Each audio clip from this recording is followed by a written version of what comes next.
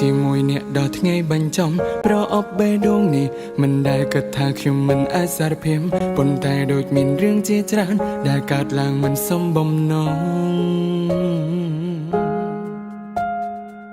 កំពុងនៅជាមួយអ្នកណាតើខ្ញុំអាចដឹងផងបានទេតើបងអាចខ្លាចជាមនុស្សដែលអូនផ្ដោក្ដីស្រឡាញ់ផងទេឬបងមិនអាចសុំបីតែគិតស្រមៃដល់ថ្ងៃមួយនោះទេ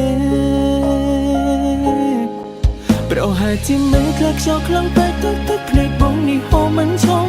បងអន់ខ្លាំងណាស់ដែលមិនធ្វើឲ្យអូនស្រឡាញ់បងបានបងស្ដាយណាស់ដែលបងមកយល់មិនត្រូវពេលតែបងត្រូវតែទួយកទាំងសៀនស្ងាត់មិនអាចណាត់ត្រឹមថតរូបជួបជុំសុំឲ្យជាមិនប្រហែលជាមិនក្លឹបលៀងខ្លាំងពេកទឹកគេមិនដាល់ផ្លូវនេះរួមខ្ញុំតែខ្ញុំកុំសាពេកតែមិនខ្លាចសុំឲ្យសារភាពក្ដីស្រឡាញ់ទៅថ្លៃខ្ញុំដឹងថាខ្លួនបងនឹកគេគូក្បាលនឹកគេតែឈ្មោះគេ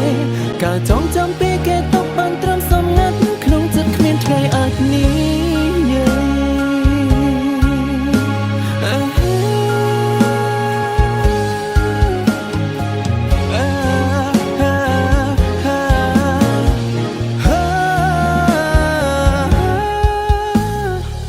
ខ្ញុំតែងតែគិតថាអាចនៅជាមួយអ្នកដល់ថ្ងៃបញ្ចំប្រអប់បេះដូងនេះមិនដែលគិតថាខ្ញុំមិនអាចសារភាពប៉ុន្តែដូចមានរឿងជាច្រើនដែលកើតឡើងមិនសមបំណង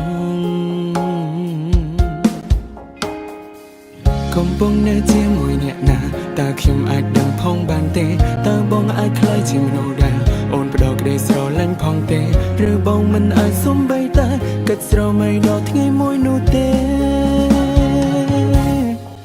ប្រហែលជាមិនខ្លាចខ្យល់ខ្លាំងពេកទឹកភ្នែកបងនេះហូរមិនឆុងបងអន់ខ្លាំងណាស់ដែលមិនធ្វើឲ្យអូនស្រឡាញ់បងបានបងស្ដាយណាស់ដែលបងមកយល់មិនត្រូវពេលតែបងត្រូវតែទួយកទាំងសៀនស្ងាត់មិនអាចណាត់ត្រឹមថតរូបជួបជុំសុំឲ្យជាមិនប្រហែលជាមិនក្លឹបលៀងខ្លាំងពេកទឹកគេមិនដាល់ផ្លូវនេះរួមខ្ញុំតែខ្ញុំកុំសាពេកតែមិនខ្លាចសុំឲ្យសារភាពក្ដីស្រឡាញ់ទៅថ្លៃខ្ញុំដឹងថាខ្លួនបងនឹកគេគូក្បាលនឹកគេតែឈ្មោះគេកាលចងចាំពីគេຕົកបានត្រឹមសំងាត់ក្នុងចិត្តមានថ្ងៃអាចនេះប្រហែលជាមិនខ្លាចខ្យល់ខ្លាំងពេកទឹកភ្នែកបងនេះហូរមិនឆុង